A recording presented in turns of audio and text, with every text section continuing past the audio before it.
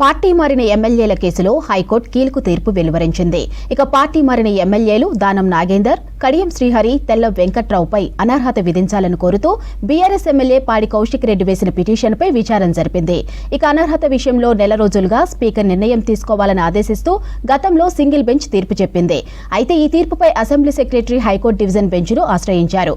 దీనిపై వాదోపవాదాలు విన్న హైకోర్టు డివిజన్ బెంచ్ కీలక అంశాలతో కూడిన తీర్పును వెలువరించింది. ఇక అనర్హత నిర్ణయం తీసుకుంటే ఎన్ని రోజుల్లో తీసుకోవాలనేది అసెంబ్లీ స్పీకర్ విచక్షణ కారణమని, ఇందుకు ఇంత టైం అంటూ ఏమీ లేదంటూ హైకోర్టు ధర్మాసనం తీర్పు చెప్పింది.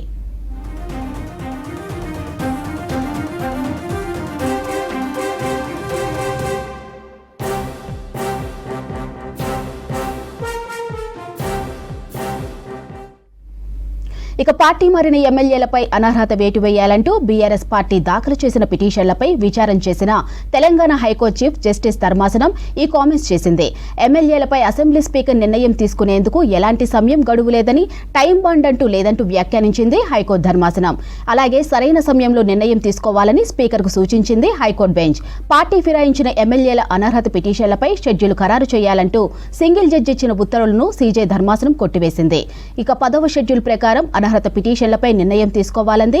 పార్టీ ఫిరాయింపుల నిరోధక చట్టం 5 ఏళ్ల అసెంబ్లీ గడువును దృష్టిలో ఉంచుకొని స్పీకర్ నిర్ణయం తీసుకోవాలని సూచించింది.